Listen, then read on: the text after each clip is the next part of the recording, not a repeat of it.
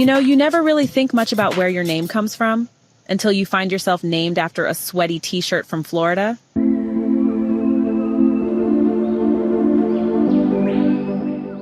That's right, meet Orlando Zaki, refugee, survivor, t-shirt baby. Orlando's name isn't from a birth certificate or a proud grandmother's whisper. Nope. Orlando comes from the print on the Red Cross t-shirt he was wearing when he was found. And Zaki, well, that's the name of the town where someone finally noticed him lying around and decided, yeah, let's take this one.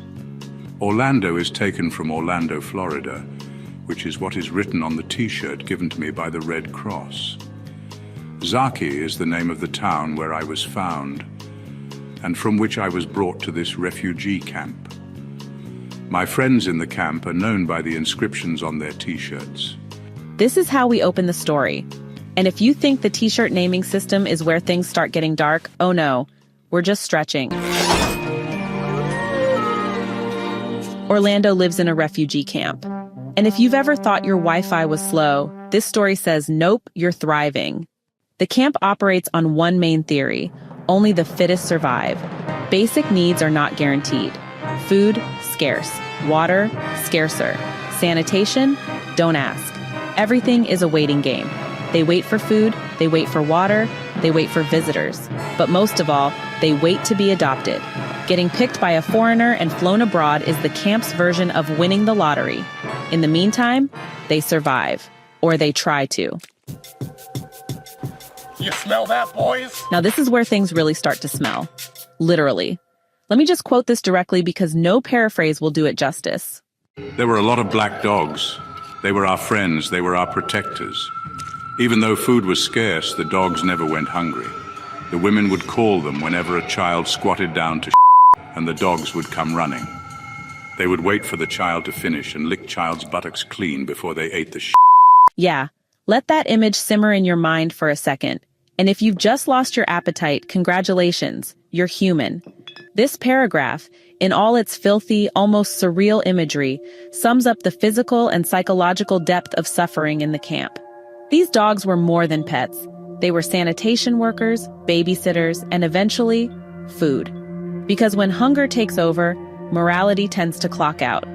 Later in the story, the dogs, those loyal black companions, are slaughtered and eaten. That's the part where the reader begins asking, must the dogs be black? Why are they the chosen color? What are they supposed to represent? Here's where I step in. This story, like so many others that win big literary prizes for African writing, checks all the boxes of what I like to call suffering on a grand scale. You've got nameless, displaced children, disease and hunger, animal symbolism, dark of course, hopelessness, and the ever-hanging hope of salvation through adoption or foreign aid. It's the literary equivalent of a charity commercial. And if you're African, or just someone who reads African stories regularly, this kind of narrative can start to feel exhausting. As I wrote, this is a clear example of what has become the African stories and the very ones that are noted and awarded. And this is the very stories that almost always put me off from my objective of reading African stories and promoting them. For the first time in my life, meh is all I feel. It's not that these stories shouldn't be told. They're real. They reflect truth. But must that truth always be the one shown? Should African literature only spotlight the extremes? Let's be honest here. There's a pattern. The stories that win awards, that get attention in Western journals, that make it onto the Caine Prize list, they often revolve around trauma, war, hunger, AIDS, genocide, refugee camps, and urban poverty. It becomes hard to tell whether these are the best African stories or just the most marketable ones. This is not a matter of writing the so-called positive stories about Africa, but about writing stories not for the popularity of the themes. It is about writing because you have something else to say. A story doesn't need to be rosy, it just needs to say something new. And the sad part? Waiting doesn't say anything new, not if you've read a few similar stories. As it stands now, such themes have become crowded, and I have read a lot of them to last me a generation. By the time the narrator stops speaking, what have we really covered? Just a group of young people, huddled in a camp, dreaming of leaving and waiting, always waiting, for someone to rescue them. And when the story ends, they're still waiting. There's no climax, no revelation, just endurance. One eternity later. If you've been wondering what this story is called, appropriately, it's titled Waiting by E.C. Osondu, and it won the 10th Kane Prize for African Writing in 2009. It was originally published by Guernica magazine, and you can read the full story on their site or download a PDF from the Kane Prize website. Do I think this is a well-written story? Technically, yes. The language is clean, the voice is authentic, the world is convincingly drawn. There's even a strange poetry in the bleakness. But do I think this is a story that moves African literature forward? No. To me, it's part of a larger machine, a conveyor belt of narratives that fulfill the expected African aesthetic: poor, desperate, tragic, exotic. How can there be a representative story if all that is said are on the extreme left?